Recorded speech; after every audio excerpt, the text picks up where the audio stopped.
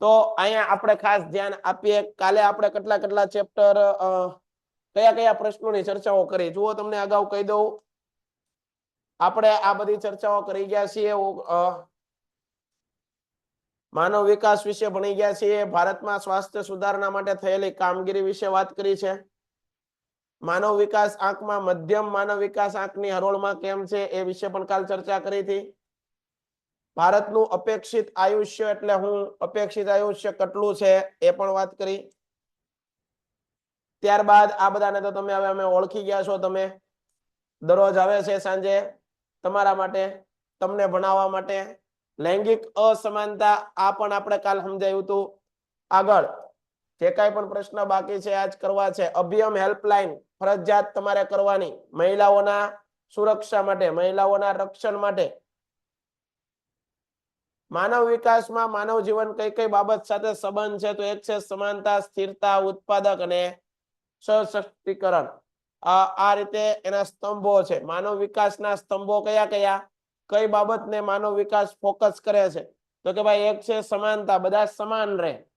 બીજું છે સ્થિરતા, બરોબર છે. ત્રીજું છે ઉત્પાદક અને સશક્તિકરણ, એટલે કે સમાજનો દરેક વર્ગ આગળ વધે, સમાજના દરેક લોકોનું હિત થાય એ માટેનો પ્રયત્ન. ઓકે,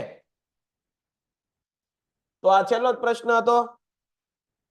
ઓકે, તો ભાઈ આ આપણું ચેપ્ટર ટૂંકમાં પૂરું થાય છે. આજે આપણે એક નવું ચેપ્ટર શરૂ કરીએ. મને એમ હતું કે કંઈક બાકી રહે છે, પણ બાકી રહેતો નથી. આજે એક આપણે નવું ચેપ્ટર શરૂ કરવું છે. સાહેબ કયું નવું ચેપ્ટર? પ્રકરણ 21 છે. નાનું એવું 4 માર્કનું છે ભાઈ, બરોબર. જે લોકોને બીજા બધા વધારે માર્ક્સ વાળા ચેપ્ટર થઈ જાય એને પછી 21મું ચેપ્ટર અડવાનું. ત્યાં લગન કોઈ 21મું ચેપ્ટર અડવાનું નહીં. પેલા સાંસ્કૃતિક વારસાના ચેપ્ટર થઈ જવા જોઈએ, પછી જે ભૂગોળના સમજાઈ જાય એવા ચેપ્ટર છે એ થઈ જવા જોઈએ, જે વધારે માર્ક્સ વાળા છે. અને પછી તમારે આ ચેપ્ટર પકડવાનું છે. અત્યારે પેલા 4 માર્ક્સ લાવવા માટે તમારે તૈયારી કરવાની નથી. હા, હું પ્રશ્ન લખાવું, એ પ્રશ્ન તમારે લખી રાખવાના છે. જેથી રીડિંગ કરો તેથી તમારે પ્રશ્ન ની ચર્ચાઓ આપણે કરશું. તો આ ચેપ્ટર 21મું સામાજિક પરિવર્તન. આમાં ઘણા લોકો પ્રશ્ન એવા કરે કે સાહેબ આ પૂછાય તો ખરી ભાઈ. 4 માર્ક તો 4 માર્કમાં પણ પૂછાય તો ખરી. હવે બીજો પ્રશ્ન વિદ્યાર્થીઓનો એક એવો છે કે સાહેબ તમે એમ કહો કે વિભાગ ડી ની અંદર 4 માર્કનો પ્રશ્ન હશે, તો સાહેબ આ પીડીએફ ની અંદર તો તમે અમુક વિકલ્પો મૂક્યા છે, ખરા ખોટા મૂક્યા છે સેમ. કારણ કે તમારી બોર્ડની એક્ઝામમાં નહીં પૂછાય, પણ તમારી આ હવે એક્ઝામ આવશે સ્કૂલમાં લેવાશે ને, આ તો બધું પૂછાય ને. એની તો પેપર સ્ટાઇલ અલગ હશે, સમજો છો ને કે નથી સમજતા? તો એના માટે આપણે પ્રેક્ટિસ માટે અમુક વિકલ્પો મૂક્યા છે. આ ચેપ્ટર છે કેટલા માર્ક્સનું ભાઈ? જુઓ, ટોટલ 4 માર્ક્સનું છે. અને વિભાગ ડી ની અંદર, વિભાગ ડી તમારે કેટલા ગુણનો હોય? એક પ્રશ્ન વિભાગ ડી ની અંદર કેટલા ગુણનો હોય? કેટલા ગુણનો હોય? 4 ગુણનો, બરોબર. તો એ તમારે ખાસ યાદ રાખવાનું છે બધાએ. આગળ હવે વિકલ્પોની ચર્ચા કરીએ. એક સભ્ય સમાજ, બરોબર જોજો, એક સભ્ય સમાજના જવાબદાર નાગરિક તરીકે આપણે શાની જાણકારી હોવી જોઈએ? સભ્ય સમાજના જવાબદાર નાગરિક તરીકે આપણે શું જાણતા હોવા જોઈએ? રૂઢિ એટલે કે પરંપરાને જાણતા હોવા જોઈએ, રીતિ રિવાજને જાણતા હોવા જોઈએ, કાયદો કે પરંપરા? તો ભાઈ બધાને આવડે એવો પ્રશ્ન છે ભાઈ. જે માણસ, જે દેશનો નાગરિક હોય એ કાયદો ઉપરાંત બંધારણ જાણતો હોવો જોઈએ. જો તમે આ જાણતા હો તો તમને ડર લાગે નહીં, કાયદાનો ડર લાગે નહીં. તો આ યાદ રાખો.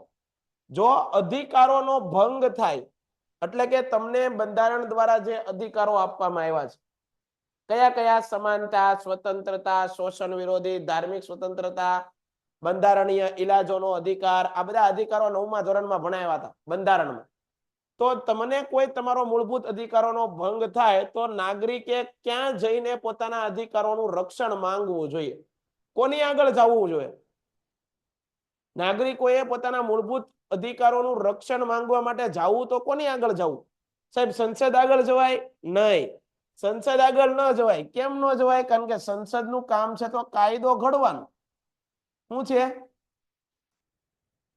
શું કામ છે એનું? કાયદો ઘડવાનું. વિધાનસભા આગળ જવું પડે નહીં. એ તો વિધાન સભા તો ગુજરાતમાં.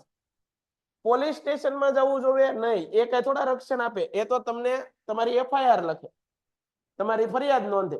પણ તમારા રક્ષણ માંગવું હોય તમારા અધિકારોનું તો કોને આગળ જવું પડે?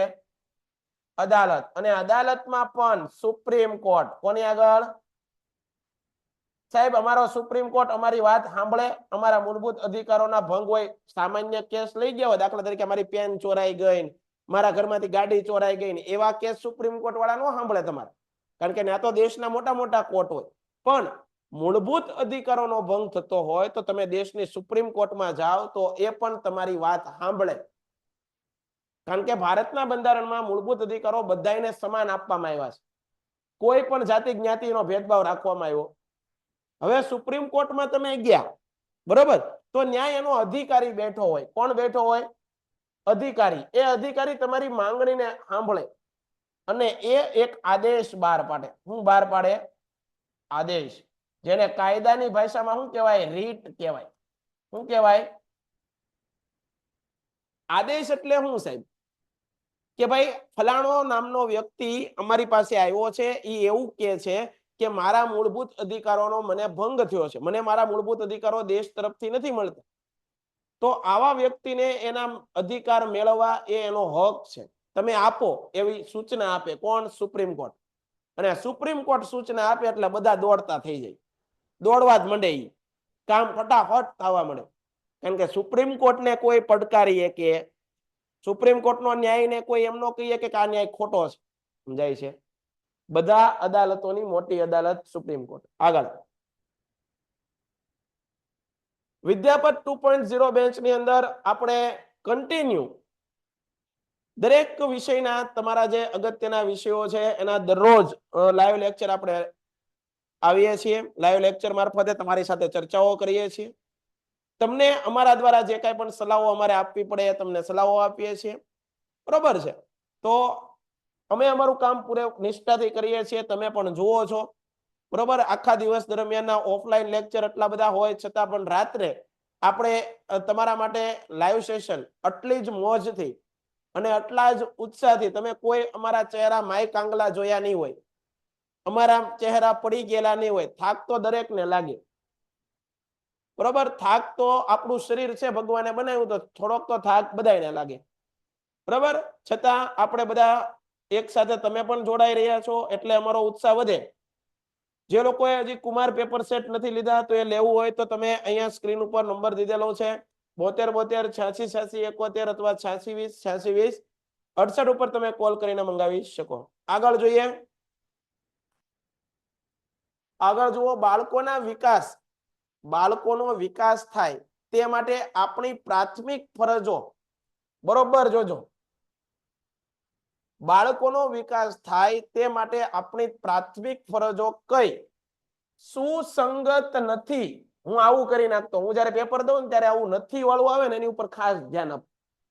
નથી પૂછ્યું, સુસંગત એટલે કે યોગ્ય નથી. હું દેશી ભાષામાં યોગ્ય, કે ભાઈ બાળકનો વિકાસ કરવા માટે કઈ બાબત યોગ્ય નથી, સુસંગત નથી. તો કે બાળકોનો શારીરિક દ્રષ્ટિએ સ્વસ્થ બનાવવા જોઈએ. આ વાત તો યોગ્ય છે, દરેક બાળકનો સ્વાસ્થ્ય વિકાસ સારો થવો જોઈએ, આ તો યોગ્ય છે. બાળકો માનસિક રીતે ચેતનવંતા બનવા જોઈએ, એનું મગજ પણ સારું હોવું જોઈએ. તો આ વાક્ય કેવું છે? યોગ્ય છે. બાળકોનો બૌદ્ધિક વિકાસ થાય અને તેઓ એક સમજદાર અને જવાબદાર નાગરિક બને. બાળકનો બૌદ્ધિક વિકાસ થાય અને એક સમજદાર અને જવાબદાર નાગરિક બને તો એ પણ સાચું, બુદ્ધિ કસોટી વધવી જોઈએ. અને બાળકો રાજકીય ક્ષેત્રે યોગદાન આપે તેવો ઉછેર થવો જોઈએ. આ વાત કેવી છે? એ તો એને રસ હોય તો રાજકારણમાં જાય, કઈ એવું જરૂરી નથી બધાને રાજકારણ નો હોય. તો આ વાત ખોટી છે. આગળ, બાળક પોતાના વ્યક્તિત્વનો વિકાસ કરવા શું મેળવવાનો અધિકારી છે? બાળકે, આપણા બંધારણે એવું કીધું છે કે 6 થી 14 વર્ષના બાળકોને મફત અને ફરજિયાત શિક્ષણ, 6 થી 14 વર્ષના બાળકોને હા મફત અને ફરજિયાત શિક્ષણ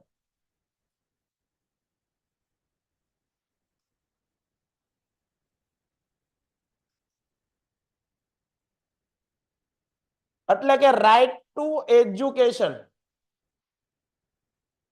રાઈટ ટુ એજ્યુકેશન શિક્ષણનો અધિકાર કેનો હું કીધું અહીંયા જવાબ શું આવે બાળક પોતાના વ્યક્તિત્વનો વિકાસ કરવા માટે શું અધિકાર ધરાવે છે તો શિક્ષણ મેળવવું એ બાળકનો અધિકાર પાકો આગળ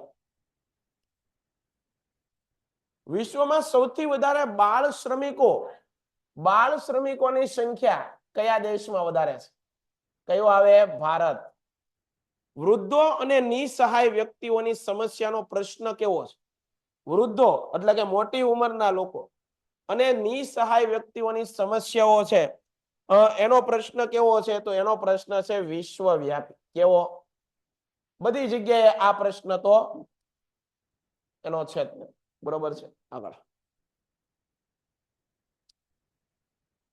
નીચેના જોડકાને સાચા બનાવો અથવા યોગ્ય રીતે જોડો ભારત ની સામે હું જોડવાનું હું જ જવાબ આપું છું ચાલો ભારતની સામે હું જોડશું બાળ શ્રમિકોની સંખ્યા વિશ્વમાં વધુ બંધારણીય ઇલાજોનો અધિકાર એને બંધારણનો આત્મા કહેવાય શું કહેવાય આત્મા બંધારણીય ઇલાજોનો અધિકાર એને શું કહેવાય બંધારણનો આત્મા અરુણાચલ પ્રદેશ એની અંદર શું આવશે ભારતમાં સૌથી વધારે વૃદ્ધોની સંખ્યા ક્યાં છે અરુણાચલ વિશ્વ વૃદ્ધ દિન ક્યારે ઉજવવામાં આવે 1 ઓક્ટોબર તો એના માટે જવાબ આપણો કયો છે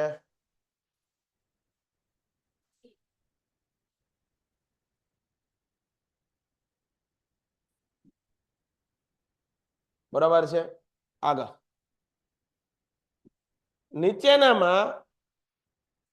નીચેનામાંથી કઈ પ્રવૃત્તિનો સમાવેશ વ્હાઇટ કોલર અપરાધમાં થઈ શકે નહીં અહીંયા નહીં કીધું વ્હાઇટ કોલર અપરાધમાં નીચેનામાંથી કઈ પ્રવૃત્તિનો સમાવેશ થઈ શકે નહીં તેમાં શું આવે ત્રાસવાદ અને આ બધાનો સમાવેશ થાય વ્હાઇટ કોલરમાં બરોબર છે ને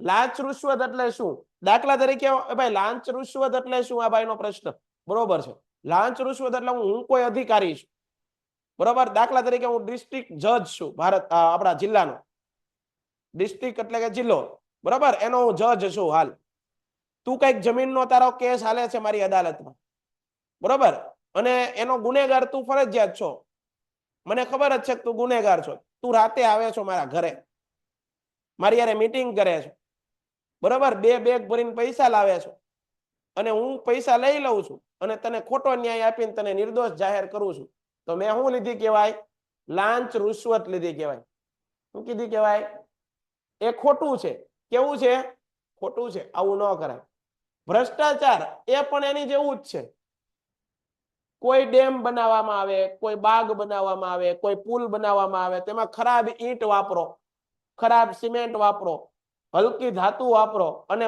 પુલ 2 મહિનામાં પાછો તૂટી જાય તો શું કર્યું કહેવાય એમાં આપણો દેશ આનો શિકાર છે ભેળસેળ તમને ખબર રેશનની દુકાનમાં જાઓ આંગણવાડીના બાળકોનું ભોજન જુઓ સરકાર સારું મોકલે આંગણવાડીના બાળકોને ઈલું વાળું ખવડાવવામાં આવે છે તો ત્યાં શું થાય છે રેશનની દુકાને શું થાય છે પાકો તો આ બધામાં પ્રવૃત્તિઓથી ધ્યાન રાખવાનું દિવ્યાંગોના ઉત્કર્ષ હવે આ એક શબ્દ આવે દિવ્યાંગ તો કે ભાઈ શારીરિક માનસિક રીતે અસશક્ત કેવો શારીરિક માનસિક રીતે અસશક્ત એટલે કે કઈક ખોડ ખાપણ હોય કેવી હોય ખોડ ખાપણ હોય તો એને શું કહેવાય? દિવ્યાંગ. શું કહેવાય? દિવ્યાંગ. લોકો મશ્કરી કરતા હોય પણ ખરેખર કોઈ પણ દિવ્યાંગ ભાઈ બહેનોની મસ્તી કરવી જોઈએ. તો એમાં શું આવશે? ઉત્કર્ષ માટે સરકારશ્રીએ દિવ્યાંગ અધિનિયમ ક્યાં રજૂ કર્યો? 2016 માં. યાદ રાખજો આ તારીખ. સરકારશ્રી દિવ્યાંગજન અધિકાર અધિનિયમમાં વિવિધ પ્રકારની ખાલી જગ્યા દિવ્યાંગતાને વર્ગીકૃત કરેલી છે. કઈ દિવ્યાંગતાને વર્ગીકૃત કરેલી છે? તો કે ભાઈ 21. આ પાકું કરી લેજો. દિવ્યાંગ વિદ્યાર્થીઓને 3 કલાકના પ્રશ્નપત્રમાં આ પ્રશ્ન ખાસ યાદ રાખજો. કોઈ દિવ્યાંગ વિદ્યાર્થી હોય એને 3 કલાકનું પ્રશ્નપત્ર દેવાનું થાય તો એને કેટલી મિનિટ વધારે સમય આપવામાં આવે છે? કેટલી મિનિટ વધારે સમય આપવામાં આવે છે? 30 મિનિટ. કેટલી? યાદ રાખજો. પાકું? આગળ.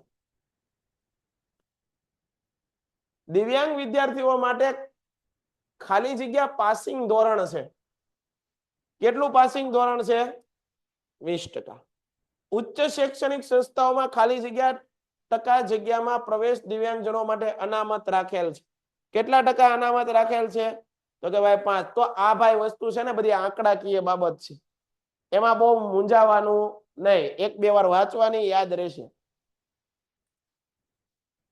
ઉચ્ચ શૈક્ષણિક સંસ્થાઓમાં પ્રવેશમાં દિવ્યાંગજનો માટે ઉપલી વય મર્યાદા ખાલી જગ્યા વર્ષની પ્રવેશમાં છૂટછાટ આપેલ છે.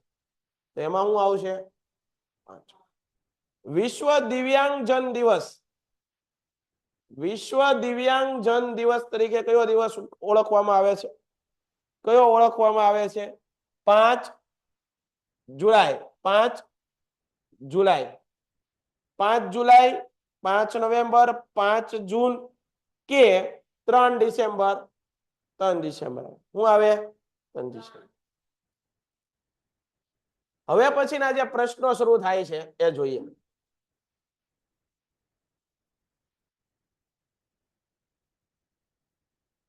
બાળ મજૂરી અટકાવવા બંધારણીય ઉપાય જણાવો. બાળ મજૂર જાહેર કામ હોય, કોઈક ઉદ્યોગો હોય, કોઈક લોખંડની મિલો હોય, બરોબર, એમાં ભારે કામ કરવા માટે બાળ મજૂર રાખી શકાય નહીં એવું આપણું બંધારણ કહે છે. શું કહે છે? બંધારણ કે નાના બાળકને કોઈ એવા ભારે ઉદ્યોગની અંદર કામે રાખી શકાય નહીં, એની ભણવાની ઉંમર છીનવી શકાય નહીં, એવું બંધારણમાં કીધું. 14 વર્ષ કે તેથી ઓછી ઉંમરના કોઈ પણ બાળકને કારખાનામાં કોઈ પણ જોખમ વાળી જગ્યાએ નોકરીએ રાખી શકાય નહીં. આ જોગવાઈ ભંગ બદલ જો કોઈ વેપારી, જો કોઈ દુકાનદાર રાખે અને સરકારને ખબર પડે તો એના ભંગ બદલ એના વિરુદ્ધ કાનૂની કાર્યવાહી કરવામાં આવે, જેલના સળિયા ગણતો એને કરી દેવામાં આવે. શું કીધું? 14 વર્ષ કે તેથી ઓછી હોય, 14 વર્ષ કે તેથી ઓછી હોય,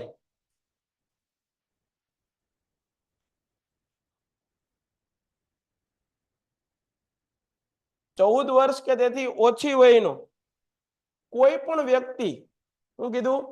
14 વર્ષ કે તેથી ઓછી વયનો કોઈ પણ વ્યક્તિ બાળક છે એ બાળકને કારખાના કે ભારે કામ વાળી કારખાના કે કોઈ જોખમ વાળી જગ્યાએ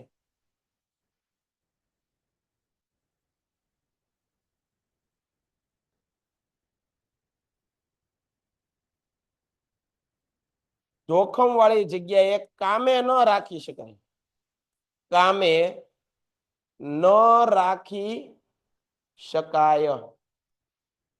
સાહેબ પણ તમે અહીંયા વાત કરો પણ અમે તો આવા બાળકોને જોઈએ છે કામ કરતા. એ તો વાત છે ભાઈ, કોઈ ફરિયાદ નથી કરતું અને માણસની મજબૂરી આ બધી વસ્તુ કરાવે. શું કરાવે? માણસની મજબૂરી. બરોબર છે. જોખમ વાળું કામ હોય તો જ તે નાના ઉદ્યોગોની અંદર ઘણા લોકો છે ભાઈ, આપણે જોતા હોઈએ છીએ કે નાના બાળકો એવા ભારે કામ કરતા હોય છે અને જો સરકારને ખબર પડે તો એ કાયદેસરની કાર્યવાહી કરી શકે છે, બરોબર. પછી એવું ન હોય કે ભાઈ પપ્પાને ચાની લારી હોય અને પપ્પાના ચાની લારીએ બાળક એને મદદ કરવા માટે કામ કરતો હોય તો એની સાથે સાહેબ એની સાથે કાંઈ કરીએ કે નહીં, કારણ કે પોતાનો વ્યવસાય, સમજાય છે? તે યાદ રાખવાનું. બંધારણનો અમલ શરૂ થયો 10 વર્ષની અંદર દરેક રાજ્ય સરકારે 14 વર્ષની ઉંમર સુધીના બધા જ બાળકોને પ્રાથમિક શિક્ષણ, શું કીધું? પ્રાથમિક શિક્ષણ મફત અને ફરજિયાત પૂરું પાડવું. આ જોગવાઈ સંદર્ભે 14 વર્ષની વય જૂથના બાળકોના તમામ બાળકોને મફત અને ફરજિયાત શિક્ષણ મેળવવાનો અધિકાર નો કાયદો આવ્યો. ક્યારે આવ્યો? 2009. પાકું? પેલું હું કીધું? ભારે ઉદ્યોગ છે, જોખમી કામ છે, એમાં 14 વર્ષથી નીચેની વયના બાળકોને ક્યારેય કામે રખાય નહીં, કારણ કે એની ઉંમર કેવી છે ભણવાની. બાળપણ અને કિશોર અવસ્થા દરમિયાન શોષણથી બચાવવા માટે બાળકોને નૈતિક સુરક્ષા, ભૌતિક સુખ સુવિધાઓથી વંચિત રાખવાની, એને સુવિધાઓ મળવી જોઈએ. આગળ, દિવ્યાંગ વિદ્યાર્થીઓને સરકાર તરફથી મળતી સુવિધાઓ જણાવો. શું કીધું? દિવ્યાંગ વિદ્યાર્થીઓને સરકાર તરફથી મળતી સુવિધાઓ. શું કીધું?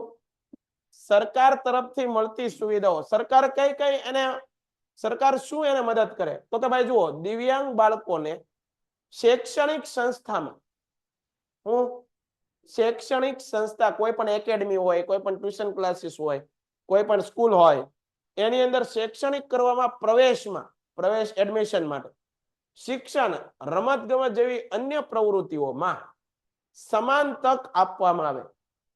એની સાથે એવો ભેદભાવ નથી કરવાનો કે એને ખબર પડે કે મારામાં કઈ ખોટ ખાપણ છે. આપણી સાથે બેઠો હોય તો આપણે પણ ભેદભાવ નથી કરવાનો, બરોબર છે?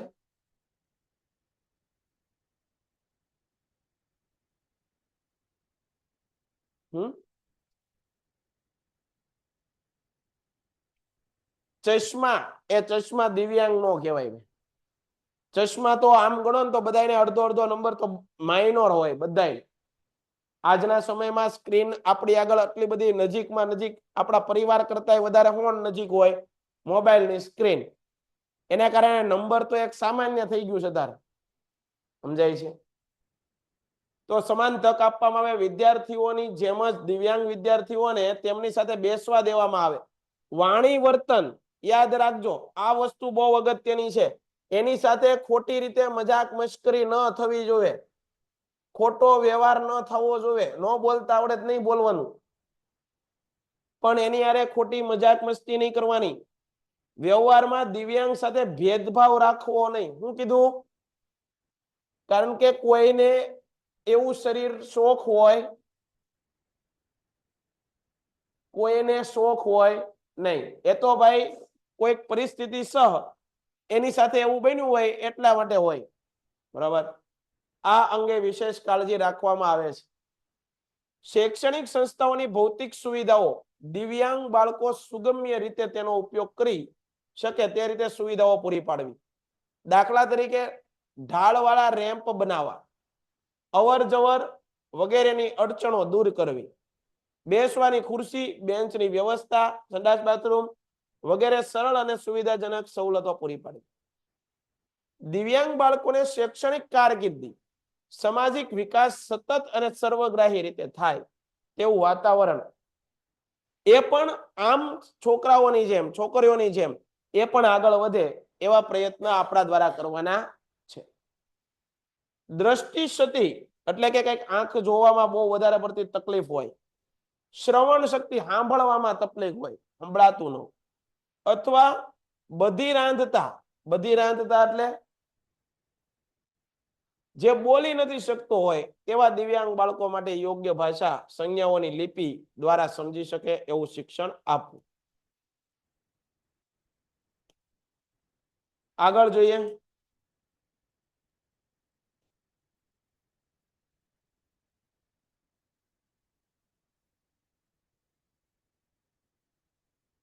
દિવ્યાંગ બાળકોમાં અભ્યાસને લગતી વિશિષ્ટ મર્યાદા ઓળખી કાઢી. જો ટેલેન્ટ દરેક વ્યક્તિની અંદર હોય, એ પછી દિવ્યાંગ હોય, અપંગ હોય, આંખે દેખાતું ન હોય, કંઈક ને કંઈક ભગવાને દરેકની અંદર શું આપેલી હોય? સ્કિલ આપેલી હોય. અને એ સ્કિલને, મર્યાદાઓને ઓળખી કાઢીને ખામીઓ દૂર કરવાની કાળજી લઈ અને એવા વિદ્યાર્થીઓને સરળતાથી અભ્યાસ કરે તેવા અભ્યાસક્રમ, જરૂરી પગલા ભરવા. દિવ્યાંગ બાળકોની સતત અને સર્વગ્રાહી પ્રગતિનું નિરીક્ષણ કરવું, દેખરેખ કરવી, એની કઈ પ્રવૃત્તિમાં એને વધારે રસ છે એ. દિવ્યાંગ બાળકોને તેની શારીરિક મર્યાદાઓ પ્રમાણે વાહનની કે મદદનીશ વાહનની સુવિધાઓ આપવાની કાર્યવાહી કરી. એને સ્કૂલે લાવવા, સ્કૂલેથી ઘરે મૂકવા, એના માટે અલગ વાહન વ્યવસ્થાની શું કરવી જોઈએ? ફાળવણી કરવાની. સરકાર કરે જ છે પ્રયત્ન. જે તે શાળા હોય તો શાળાઓએ કરે, જે તે સારી એવી સંસ્થાઓ હોય, જે સેવાકીય સંસ્થાઓ. કેવી સંસ્થાઓ? સેવાકીય. કેવી? સેવાકીય સંસ્થા, જેને આપણે કહીએ એનજીઓ. અલગ અલગ એનજીઓ હોય તો એ લોકો પણ આવા કાર્ય કરતા હોય છે.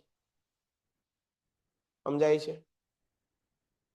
દિવ્યાંગ બાળકો ભણતરથી વંચિત રહી ન જાય તે માટે શાળાએ જતા બાળકોનું દર 5 વર્ષે સર્વે કરી અને એનું અનુકાર્ય કરવાનું. વારે વારે સર્વે કરવાનું. શાળાકીય અભ્યાસ પ્રવૃત્તિઓના તમામ સ્તરે મદદરૂપ થાય તેવા સંસાધન કેન્દ્ર રચના કરવી. નોંધપાત્ર દિવ્યાંગતા વાળા વિદ્યાર્થીઓ માટે યોગ્યતા અનુસાર શિષ્યવૃત્તિ પણ આપવી. આવા બાળકોને શું કરવું? શિષ્યવૃત્તિ પણ આપવી અને પ્રોત્સાહિત કરવા. દિવ્યાંગ બાળકો અડચણ વિના સરળતાથી પરીક્ષા આપી શકે એવી સુવિધા પૂરી પાડવી. તમારી સાથે પરીક્ષા દેવા આવે તો એમાં હશે કોઈ, જોજો, એની માટે અલગ વ્યવસ્થા કરશે. દરેક કેન્દ્ર કરે, જે સ્કૂલનું કેન્દ્ર હોય એ કરે. સમજાય છે? એટલે એને નંબર ગોતવો હોય કે કોઈ પણ બીજા પ્રશ્ન હોય તો એના પ્રત્યે એક માણસ રાખેલો હોય, એની દેખરેખ કરે. આગળ, ભારતીય બંધારણમાં શું કીધું? ભારતીય બંધારણમાં બાળ અધિકારોનો સમાવેશ કરવામાં આવ્યો.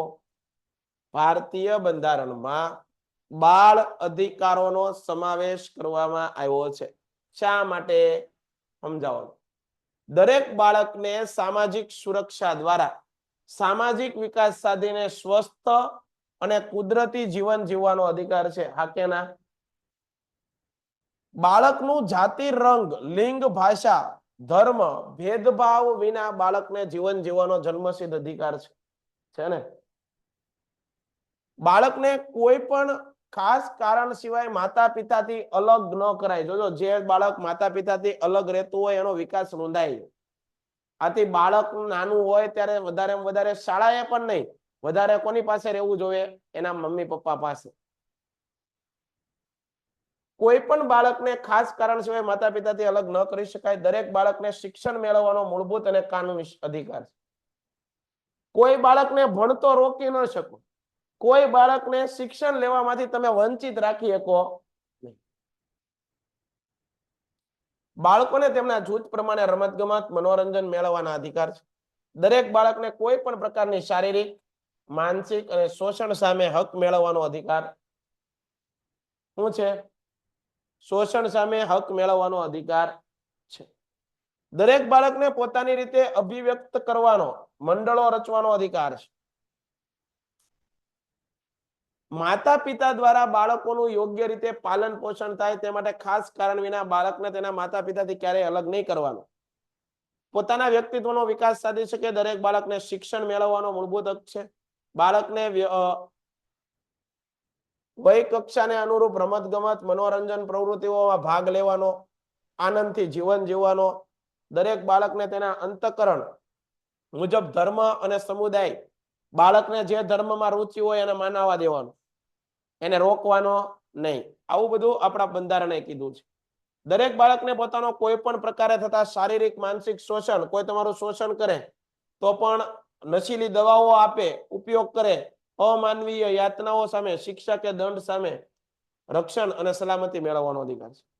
ઘણા લોકો તમને ખબર છે કે ઓલા ભીખ માંગતા હોય એ લોકો ઘણા બાળકોને લઈ જતા હોય છે અને એના હાથ ને એવું કરીને એને પછી ભીખ માંગતા કરી દે છે.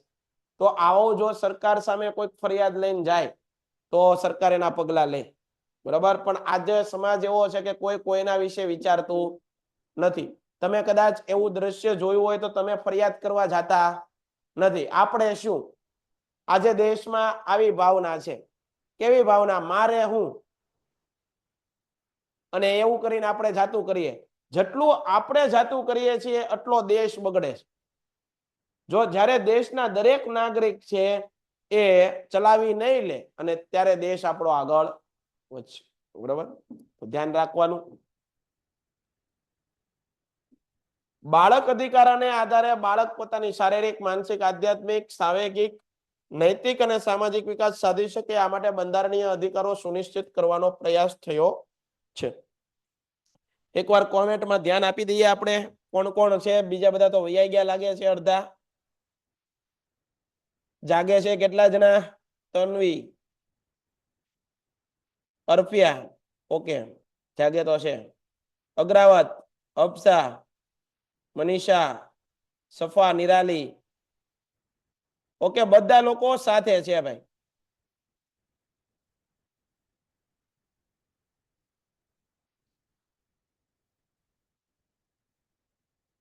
જો હું જાણું છું આ પાઠ કંટાળો છે, કંટાળો આવે, પણ આની અંદર જો તમે 2-4 વાર વાંચશો તો તમને તમારી રીતે લખતા આવડશે. પણ પેલા શું કરવાનું છે એ ખાસ યાદ રાખો. પેલા જે કાંઈ પણ ચેપ્ટર મોટા અને વધારે માર્ક્સ વાળા છે એના પર જ ફોકસ કરવાનું છે. તમને એમ થાય કે અમારે બરોબર સર ક્લિયર થઈ ગયા છે, પછી તમારે આ ચેપ્ટરની સમય જોવાનું છે.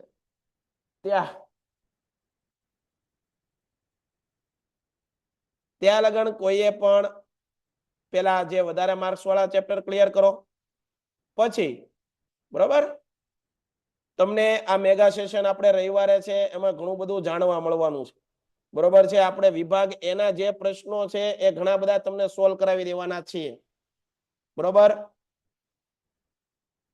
તમારે ખાલી એક જ વાત કરવાની છે. શું કરવાનું સાહેબ? તો તમારે એક વસ્તુ કરવાની છે, બુક અને પેન લઈને બેઠી જવાનું છે. ખાલી મને જોવા નથી આવવાનું કે આ ભાઈ શું કરે અહીંયા, આવું કોઈ કરતા નહીં. જો તમે ખાલી ને ખાલી જોવા પૂરતા વિડીયો જોશો તો કાંઈ ફાયદો થવાનો નથી. વિદ્યાર્થીઓ છીએ એટલે આપણે આગળ બુક અને પેન હોવી જોઈએ. જેવું કંઈક અગત્યનો મુદ્દો આવ્યો એવો તરત આપણી બુકની અંદર નોટ થઈ જવો જોઈએ. અને તમે મને કહેશો જેથી બોર્ડની એક્ઝામનું આપણું સમાજનું પેપર પૂરું થાય એટલે તમે જે વિદ્યાર્થીઓ મારા ટચમાં હશે મને કહેશે કે સાહેબ જે વસ્તુ તમે બોર્ડ વર્ક કરાવતા હતા એમાંથી ઘણી વસ્તુ પૂછાણી, અને બીજા એમ કે છે સાહેબ અમે લખ્યું નહીં એટલે અમને યાદ રહ્યું નહીં. એટલે અફસોસ પછી કરવો એના કરતા પેલા જાગી જઈએ. અને તમને સલાહ દેવા વાળા અમે છીએ ભાઈ. જ્યારે અમે ભણતા એક વસ્તુ ખાસ યાદ રાખો કે સલાહ દેવા વાળો કોઈ પણ માણસ હોવો જોઈએ. અમે જ્યારે બોર્ડની એક્ઝામ ક્લિયર કરી ત્યારે અમારે એક તો શાળાની અંદર હરખા શિક્ષકો નહોતા, બીજી વસ્તુ અમને કોઈ પણ જાતનું માર્ગદર્શન નહોતું. મમ્મી પપ્પા હતા પણ મમ્મી પપ્પા બિચારા આટલું બધું ભણેલા નહીં. આપણે જે વસ્તુ જોતી હોય એ આપણા મમ્મી પપ્પા આપણને લાવી દે, બીજું તો શું કરે. વેલા જગાડવાનું કહીએ તો વેલા જગાડી દે, આપણને નાસ્તો કરી દે, ચા કરી દે, બરોબર છે. બપોરે જમવાનું તૈયાર રાખે, આવું બધું કરી શકે મમ્મી પપ્પા. પણ એને ભણવા વિશેની નહોતી બિચારાને ખબર. પણ અમારે શિક્ષકોનું નહોતા કોઈ અમને માર્ગદર્શન આપવા.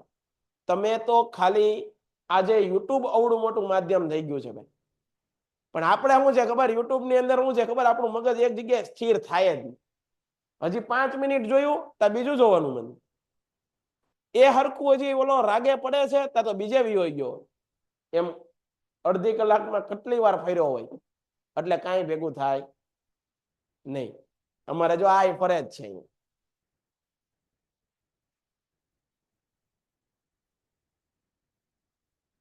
તો આપણે એક પછી એક લેક્ચરમાં એક પછી એક પ્રશ્નોની ચર્ચાઓ કરવી છે અને આ બધા પૂરું થઈ જશે. સર સન્ડે મેગા લેક્ચર છે? હા છે. મેગા લેક્ચર આપણે રાખેલો છે અને સમાજનો સેક્શન એ અને ડી તૈયાર કરાવવાના છીએ. એમાં ખાસ કરીને સેક્શન એ ની અંદર પ્રશ્નો કેવી રીતે આપણે જવાબ લખવાના છે એના વિશેનો આખો આ સેશન છે. તમને ખાલી પ્રશ્નો હશે એ સિવાયનું પણ ઘણું બધું મળી જશે, આટલો વિશ્વાસ રાખજો. બરોબર. જે જગ્યાએ તમારે પહોંચવું છે, જે જગ્યાએ તમારે લક્ષ્ય રાખીને બેઠા છો એ જગ્યાએ પહોંચવામાં એ સેશન તમને અગત્યનો થશે. બરોબર. તો બધા વિદ્યાર્થી મિત્રો જોડાઈ જશે. આજે આજ પૂરતું આપણે આટલું રાખીએ છીએ. લેક્ચર પૂરો થયો.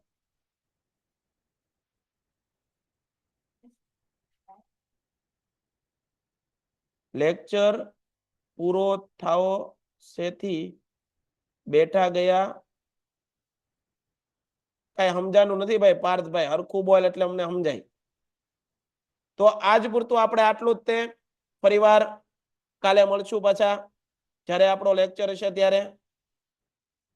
ત્યાં સુધી બધાને જય હિન્દ, જય ભારત, ધન્યવાદ. હાલો.